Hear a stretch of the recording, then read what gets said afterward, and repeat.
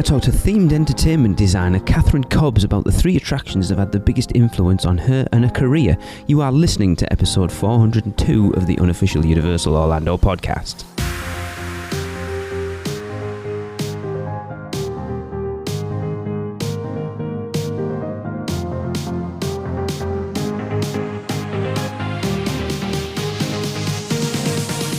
Hey everyone, welcome to the show. It is me, Lee. I have managed to, I think Chris Tracy and Darren are all still in lockdown, but I've managed to squeeze myself out for my government-sanctioned hour out of quarantine.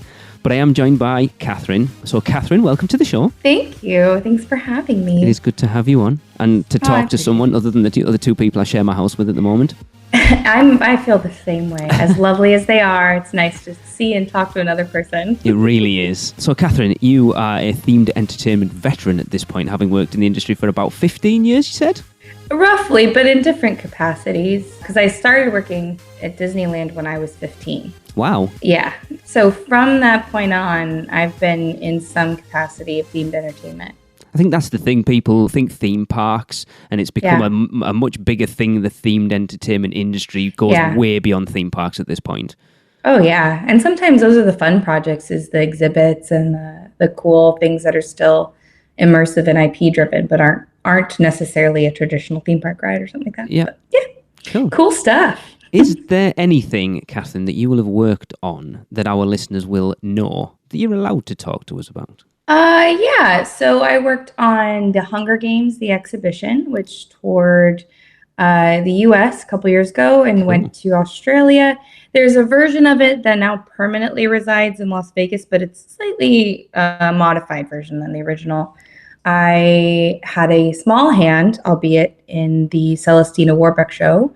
Nice. Yes, I'm a big Harry Potter fan, so I've been very fortunate to touch lots of Potter-related projects, but that's a good one. Knew there was a reason you and I were friends. Oh yeah, so big time. So those are kind of two ones that I think are more well known. And then, if it happens, Expo 2020 was a project that I touched. Ooh. It's in Dubai and worked on some entertainment for that. So we'll see how it all shakes out. It's so weird. It's so weird at the moment. It anyway, is a weird time. We do not need to talk about that. This is getting away from all the crap that's going on in the world and exactly immersing ourselves in the theme parks that we can't go to currently. Yes, let's live in the world of being there in our minds. Absolutely. Right. So for those of you who are new to the show and haven't listened to the previous ones, go and listen to them. They're awesome. So far, I have had Adam Bizark, Julia Zimmerman, Andy DeGenova. I think you know him, don't you, Kathrynn? I do know him, yeah. Justin Martin, and of course, Jason Sorrell. So the task I gave Kathrynn was the same that I gave everyone else, and that is to come up with the 3 attractions that have had the biggest influence on her as a person and her career, and let me know why they've had that influence. And as I've said to you, Kathrynn, it's more about why that attraction had the influence on you than the attraction itself. Yeah. That was a hard question. I hope you know that I have wrestled with a list of like 10 for months since we chatted about this. It's if you struggle to come up with 3.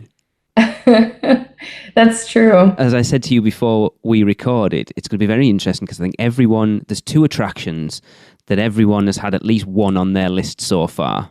Right. It will be interesting to see if you have any of those 2. I want to say that these are slightly obscure. That's good. But just given my specific specialties and career, and we'll see. Well, Adam threw everything out of the water the first interview I did because I wanted it was supposed to be specifically theme park attractions, and the first one he came up with some museum somewhere, and I was like, okay, fair enough. Oh, was his Museum of Science and Industry? Quite possibly. The coal miner ride? Yes. Because that could have easily made my list because I did go there as a kid, and it is pretty freaking great, but it's awesome. Not quite. Yeah. But I respect his decision. Cool. Right. Well, let's not mess around. Cool. Kathrynn, what is your first attraction? Well, I have to preface all of these with saying I grew up in Southern California. I was 20 minutes from Disneyland and about an hour from Universal Studios Hollywood.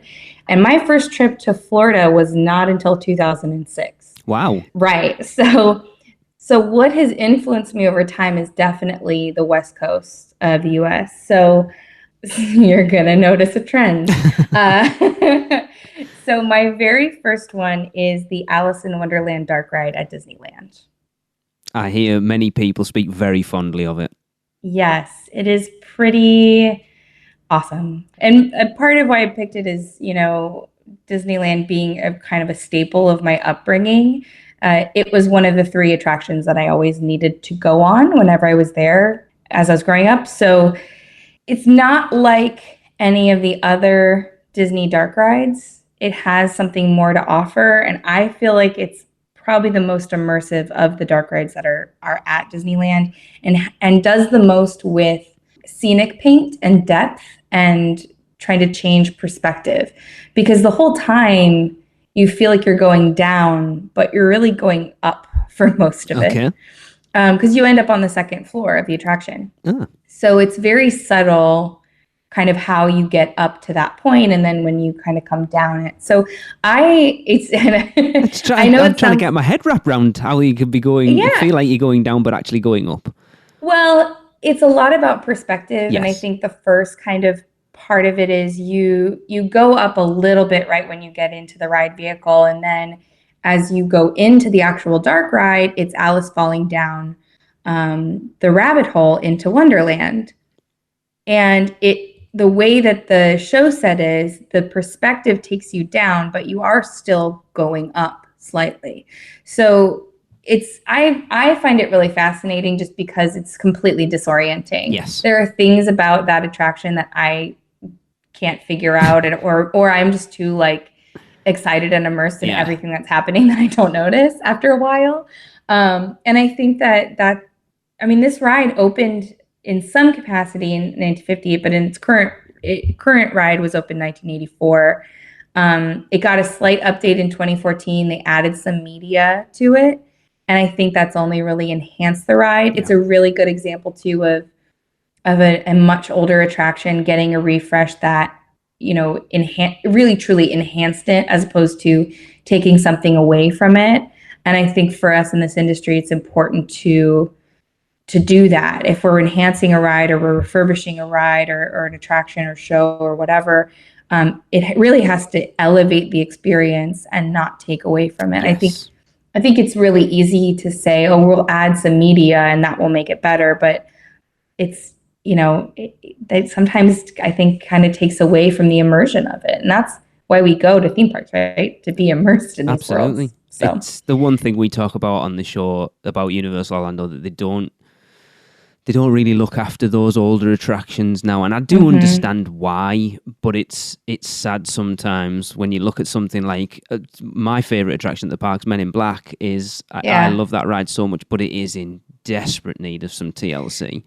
Yeah, and it's funny is for us, I think in my brain, anytime I'm in a theme park and I'm going through attractions that I love and have held dear for years, my first thought is how could we enhance this but still make it so wonderful? And Men in Black's a really great example of that. It's a fantastic ride, but with just a little TLC and maybe just a few small tweaks, it could even be enhanced more. You and I were jokingly talking about the Tea Adventure, which is definitely shows its age, but every time I'm on that ride, and especially when I'm with colleagues, we're constantly well, if you just, all you had to do is change the projection of how E.T. flies on the moon, and that would just be one little thing that would just make it a little bit better. And it's because you don't want to ruin the magic of what it already is, Yeah, absolutely. Yeah. Very cool. Yeah. I know because we're desperate to get out to the West Coast at some point. Yeah. And to do Universal Hollywood and Knott's Berry Farm and Disneyland. And I know the Alice in Wonder Dark Ride would be something that Tracy would be desperate to get on, because I know she's a huge fan of it. A huge fan of Alice in Wonderland, not the ride, because she hasn't been on it. Well, and I think too, there's something artistic about the style of Alice in Wonderland that I always find really inspiring. The shapes and the scale of the flowers and the characters, and I find it just really artistically inspiring. When I'm painting or drawing or thinking of designs, I always look at reference images or artwork from that film as well. I think it's a Disney film that lends itself quite well. I mean, obviously, I haven't been on the ride or even seen anything from it, but I think when you look at that blacklight paint that Disney used a lot, I can imagine that it really fits the color palette for something like Alice in Wonderland. Like just thinking about the Cheshire Cat, it sounds perfect for that. Yeah. Well, and what's crazy, like black lights, obviously, like the paint is very common in a dark ride, but I think where Alice in Wonderland uses it well is the blending and the depth that they create in the actual scenic paint. It feels more real and 3D even when it's just a flat. Cool. And I love that. I mean, give me a good scenic flat and I'm in. The strange thing to say, but yeah. Yeah, we all like our own things in our own way. Look, I like Fast and Furious. Who am I to judge? I know you do.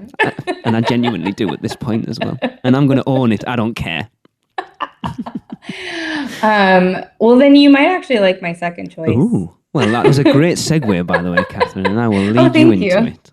Oh, well, my second choice is the Universal Studios Hollywood Studio Tour. Ah, that's a big one. That's a bit of a... It is a big one. Is that this is the one you hinted at me that was a bigger thing, was it, or not? Because you kind of said there's one thing that's like lots of things, but is this that or not? I don't think this was that. Okay.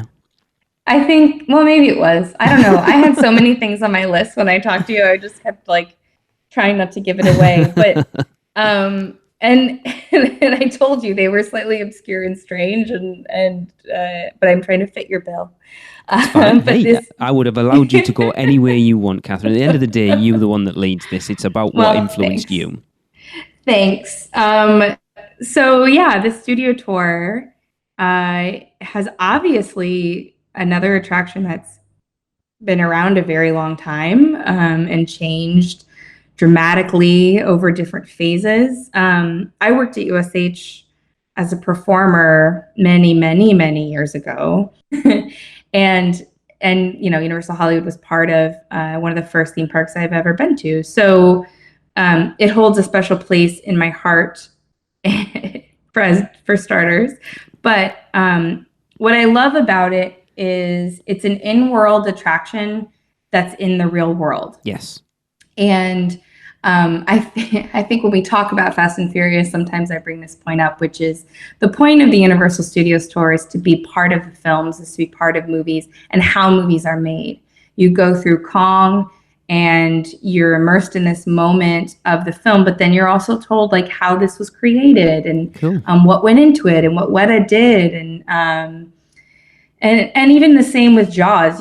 You drive away from the Jaws moment where you're kind of in the middle of a scene in the film and then you watch the shark back up as Steven Spielberg talks about how the shark on set hardly ever worked at all.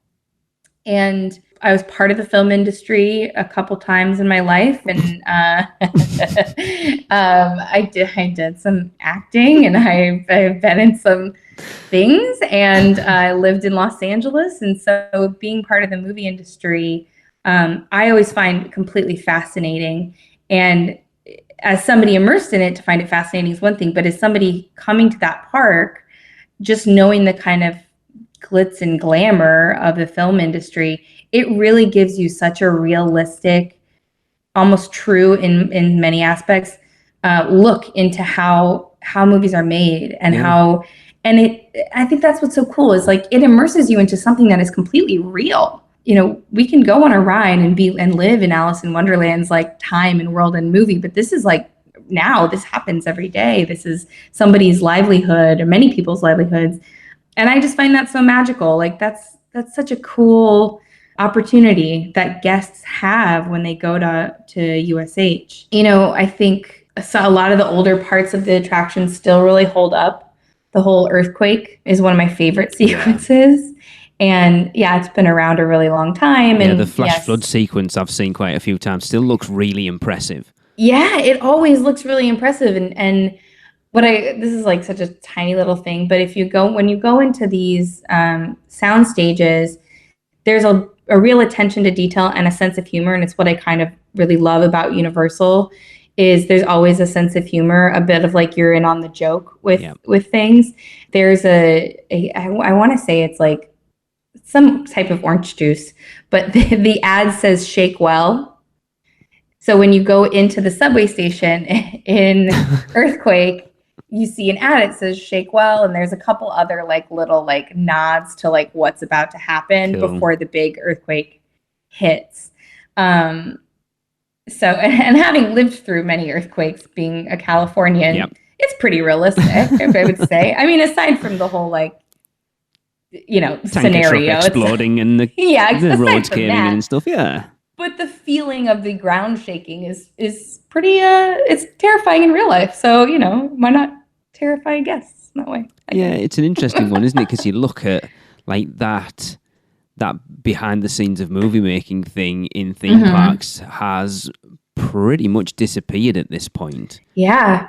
Like Hollywood studios have, I want to say 100% stepped away from that at this point.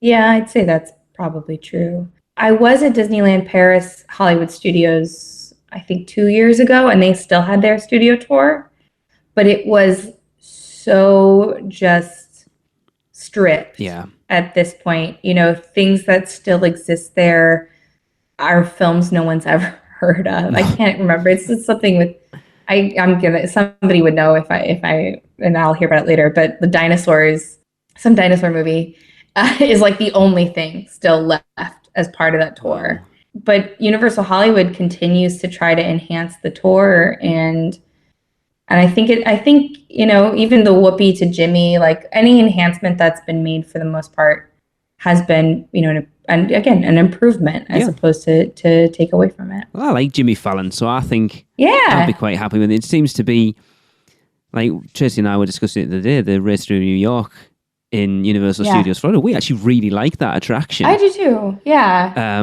But I think you get out of it what you get out of it depending on your feelings towards Jimmy Fallon himself. Yeah, and that's fair. But I do think, Jimmy Fallon, a lot of us got into Saturday Night Live or were old enough to watch Saturday Night Live when he was on it and kind of knew him. There's a generation of us who like essentially grew up with him on our televisions and now see him host the Tonight Show. He is the Jay Leno for that generation. Yeah. And to see him in an attraction, I think makes sense for all of those people that kind of know him and love him in your home, right? Yeah. And he's a fantastic host. I think his segments of the tour are really great, and I really enjoy them. And I think they're even more in world than some of the Whoopi segments were before, because some of those were starting to feel very dated, and his are a little more timeless too. I mean, looking at that tram tour as well. I mean, it's if you've been to Universal Orlando, I mean, obviously you can speak more to this than I can, Kathryn, having visited both. But I think if you've been to Universal Orlando and are thinking about going to Universal Hollywood, the tram tour is the reason to go. And Waterworld. And Waterworld. And Waterworld. Waterworld is really an incredible show in every park that it's in. But the tram tour is the crown jewel of Universal. And I think what's important is the tram tour opened in 1964 is the reason Universal theme parks exist. And it's important. I always feel like it's important to honor our theme park history. And that is such a important part of theme park history and Universal history. Yeah. That was something that Carl Laemmle opened up his backlot to guests to watch films be made, when his lot opened up for the first time, right? So, this is kind of a way of continuing to honor that tradition, the same way Disney does with Walt Disney and Mickey Mouse and all the ways that they honor their own history.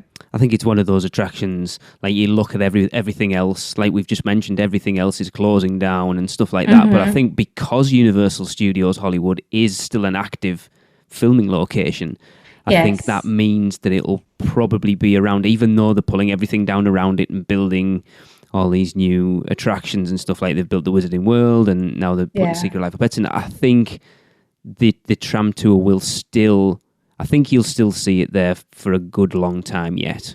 Yeah, I agree. And I think they have always made a conscious effort to hold the parts of the tour that are specific to the tour staying on the lot. There's many times because of the proximity to homes, you have Whoville and Psycho House and that whole area, but those are also still active filming locations. I can't tell you how many car and insurance commercials I've seen film on the War of the Worlds set. Oh yeah. Oh my God. I mean, if you want to like just picture the Allstate guy being like, "Do you want this to happen to your home?" And it's like, no. Yeah, there's a giant airplane behind you. I still love that they still have the actor playing Norman Bates there every time a tram goes past. Yeah. So, Kathryn, is that guy's only job? Does he sit and I'm assuming it's not an actual motel at this point. It's probably just a facade, but I'm assuming he sits out the back and has a cup of tea and then, there's another tram coming along, out we go. Oh, yeah. You would be surprised how quickly trams come by. Like the throughput of trams on a busy day, they may be backed up so that Norman Bates is seeing a tram every 2 minutes. Whoa. Yeah, it's I won't go too crazy into it, but yeah, on a really slow day, it might be 10 minutes, but on a very fast day, it's like 30 seconds or less in between trams. So it's a busy area of the lot, I would say. And it's not an area that's frequently filmed in too, so it's very rarely shut down. If it's shut, it's usually because there's something being filmed in the adjacent area. Yeah, it's like a Halloween Horror Night scare acted job. I can imagine it's fun for a little bit, and then when you're doing it every 2 minutes for the next hour or whatever before you're like, ugh, I'm done now. But it is. I love the fact that they still do it, because they could have just not bothered with that anymore and just had, there's Bates Motel and off you go. And the fact that they still have that actor there is good, because we've lamented it on the show for a long time that live actors and team members and cast members in attractions nowadays aren't there as much as they used to be. Yeah. And I think that is this should, for me especially, I almost have a specialty when it comes to entertainment. I've worked on a lot more shows, parades, Celestina, we talked about earlier, but, stuff like that. Like entertainment has been my kind of expertise. And part of that is I feel that a live performer, a team member, and really at Universal especially, can change a person's entire vacation and day. Agreed. In the positive way, usually. And, and the studio tour actually is a great example of that, because that tour is customized depending on who your tour guide is. Yeah. They're the ones selecting all the clips. They're the ones trying to read the audience, and they're, getting information on the fly as to what areas are closed, and depending on, they have to change that entire attraction every single time they take off to go. And they have to stay, excited and upbeat and into it, and for almost 2 hours. Yeah. But the live actor part of it, there was a nighttime studio tour a couple of years ago, which was fantastic. And I wish that elements of that could be brought back into the day. But Marilyn Monroe came out of a small trailer in New York Street. She did a little moment where she did a twirl and waved to the trams. And there was a musical cue and some great lighting.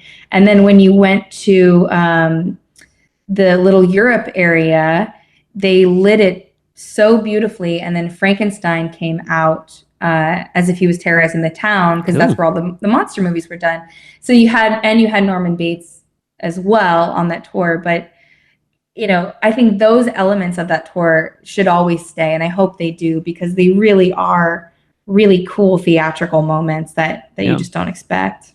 Going back to my interview with Justin Martin, we did Poseidon's Fury last year for the first time in a long time. Oh. I used to, until I did it last year, and it is so dated, it is untrue. But again, up to the final show scene, it's still really, really good. But it desperately, we're talking about giving things TLC, that's something that could desperately need it. And it wouldn't take much to bring it up to today's standards. But again, it's that thing where it is largely live actor led.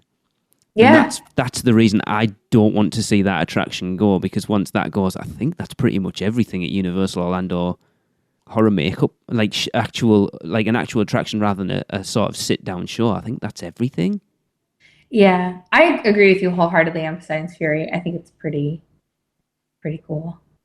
Like Justin Yeah. said, that water vortex thing is just, it's Oh my God. breathtaking. That was referenced in more creative sessions that I have been in than almost any other thing, just for anything in general, between cruise ships and circus shows and like you name the project, that has been referenced in it. Well, where else can you see that? You've never seen that Right. anywhere else, and it's awesome. No. Unless you wear glasses, and then it's not awesome, apparently. As Tracy keeps telling me, because it's warm and wet, and you can't see anything when you come out of that tunnel. I'll have to wear my glasses next time I'm on it, just for solidarity for Tracy. I'm sure she'll appreciate it. I won't experience it the way she experiences it. Right, so that's 2 down. We have I think we've got no overlap so far, actually. Yeah. Well, I know this last one, there is no overlap. Okay, interesting. For right. sure. So we will take a quick break to hear from our sponsor, and we will be right back. Have you taken a stroll down Diagon Alley and visited Gringotts Bank? Taken a ride through New York with Jimmy Fallon? Visited the Truffula trees in Seuss Landing, or hung out with a real-life Transformer? No? Then what are you waiting for? At Universal Orlando Resort, there truly is an option for everyone. Or if you're leaning a little more towards pixie dust rather than wands and potions, Disney destinations around the globe await your arrival. No matter the adventure, our sponsors have you covered. Be sure to let the experts at Mouse and Muggle Travel Company take care of all your travel needs, earning the distinction of being an earmarked agency specializing in Disney destinations, as well as becoming one of the first to be named a You Preferred agency with Universal Parks and Resorts Vacations. Mouse and Muggle Travel Company will ensure you receive top-rated customer service. Just visit mouseandmuggle.com to fill out a no-obligation quote request, or send your request to info@mouseandmuggle.com. Their team can take care of you no matter where in the world you want to go. With a flick of their wand and a little bit of pixie dust, the process will be so seamless, some might even say it's simply magical. Hey everyone, welcome back. I am, as I said, joined by Kathryn, and we are on to her final attraction. And as we said, so far we have no overlap. So, Kathryn, what is your third and final attraction? Well, so when you and I were talking, I think last night, I said there's one thing that I am absolutely 100% sure goes on my list, and this is it. And we talked about my kind of expertise and experience with entertainment specifically. So it is the Animazement show at the Fantasyland Theater from 1997 at Disneyland. I have no idea what that is. Good news for you, it's on YouTube. Okay.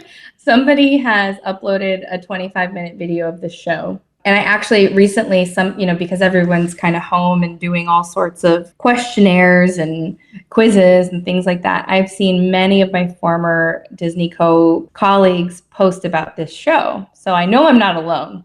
But Animazement was a show that pulled from the Disney Renaissance, all of the shows, the movies that came out in that era. So Beauty and the Beast, Pocahontas, Hunchback, Little Mermaid, Aladdin, Lion King, and combined all of these characters and music into what I think is the most exhausting 25-minute show I've ever seen.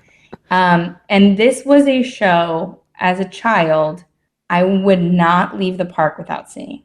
Like, I'd like to think I wasn't a bratty kid, but this was something that my mom knew we had to go to this because I loved it so much, and I thought it was just so incredible. And I think it has not just impacted me in my career, but in my life. It was like the reason I wanted to take dance and the reason I wanted to perform. And for a long time was a reason that I wanted to be an animator and took drawing lessons. And this show had such a profound impact on me. And the reason I say it's exhaustive is, that character Stefan from Saturday Night Live? This show has everything. Okay. It does, though. It has everything. It is stunts, an audience plant. There's lifts. The choreography is insane. There's fog machines, characters, confetti more than once. heroes, villains, puppets, kites. Like it has as many freaking songs as you can possibly put in one show. There's actually, so One Jump from Aladdin, One Jump Ahead of the Breadline, that whole sequence is also mixed in with Hellfire from A Hunchback of Notre Dame, and a segment where Hades comes out and does his, does a couple lines from Hercules. It sounds so random, but it is one of the best examples of transitions in entertainment I've seen. And it's like, it's very unexpected. At the end of the One Jump sequence, Aladdin jumps into a trapdoor and there's a big splash, and they change the scenery quickly enough to get into Under the Sea. And the transition is, if you just said like Aladdin transitions into Little Mermaid, you'd be like, what? But they do it really well. And what I've seen in the years after this show is that almost every Disney theatrical production I have seen, I was on the cruise ship recently and saw what they had, all 3 shows the nights that we were on there. I've been to Disney parks all around the world. Almost every show has pulled from an element out of this show. And what's crazy is this was a show that was put together because they had just closed a Beauty and the Beast show, a Pocahontas show, and a Hunchback show, and they had some assets that they could repurpose. So it was born out of like, we have these things, we need to make something out of what we already have. But then they went a step further and they reconfigured those set pieces, those costumes and props, so that you wouldn't have completely recognized them from those previous shows either. And there are so many set pieces in the show, I do not know where they all hide them, because I've been in that theater and it's not very big. But they make it work, so well. And I refer to the show constantly whenever I'm developing something that's a live show, because there's something like 30 performers. They all play different roles, but you would never kind of guess what the different tracks are. And so when somebody's like, I don't know if we can do that, I'm like, well, Animazement could do it, and that was 1997. So if they can do it in 1997, they can do it now. Well, and the other part of that is this was before media became, we talked a little bit about it earlier, but this was before media became a main staple in theme park shows. Yeah. It's really easy now to have an LED screen and media play behind performers. And at this time, that wasn't quite, as incorporated into those shows. So all they have behind all these set pieces is a lit cyclorama that changes color.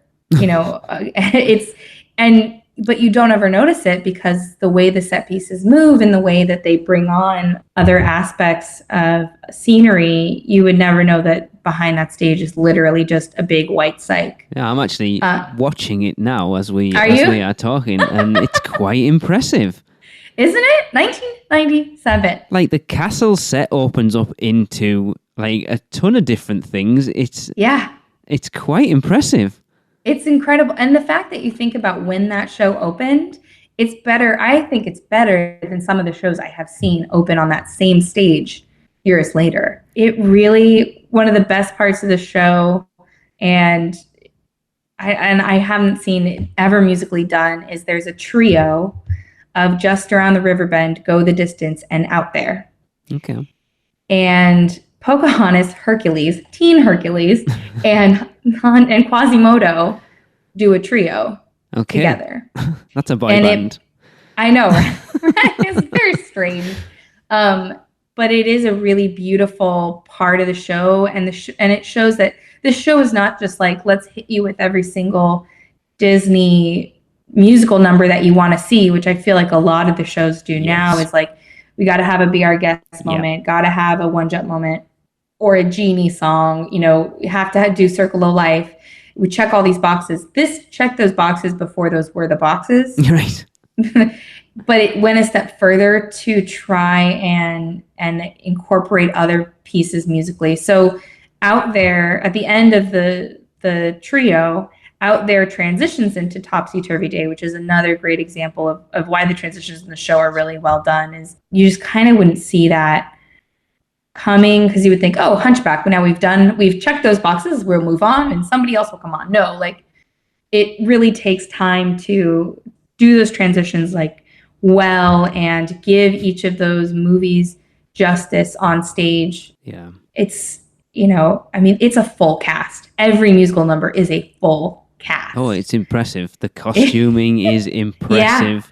Although I'm just watching a technician come from out the back because one of the tables didn't lock in place properly and he's having to but that's live theater for you. Oh, yeah. But I think, even more than just entertainment with the show, the timing of it is really well done. For a time, for having been created in a time when we weren't, as a society, trying to get everything to happen so quickly, it delivered on that. So you were never bored. It is easily what could have been an hour and a half long show in 25 minutes. And so when I think about, the flow of an attraction, of a ride, or how a certain storytelling exhibit needs to take place, I think about the timing of this and how if you transition something well, people forget how long or short it is. Yes. Because they're just totally immersed in every moment of what's happening. Yeah. That was not the hard decision for me. It was like, yes, animation. Now I need to think it's a really good one, because just shows in general in theme parks now aren't as prevalent as they used to be. Anyway, which is sad. Which, again, one of the things we've talked about quite a lot. Theme parks need them. You need for 3 reasons. People need somewhere just to chill out but still be entertained. Yeah. Because theme parks are. I'm getting old, and they take the toll on you a little bit more when you get past a certain age. Yeah. Sometimes you need a nap. I'm not saying that.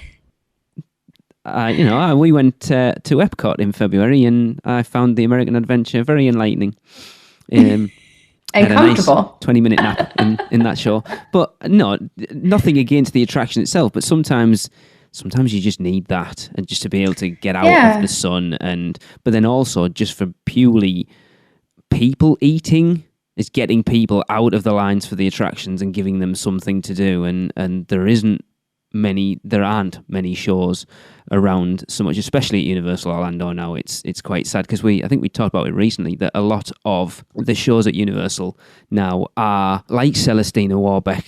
They're not a sit down, and I mean you can, but then a lot of people are stood up, so it's more a stand up show like that. And then the Tale of the Three Brothers and the Fountain of Fair Fortune, and then over in Hogsmeade you've got the Frog Choir. They're not a sit down, chill out, take your weight off your feet kind of show.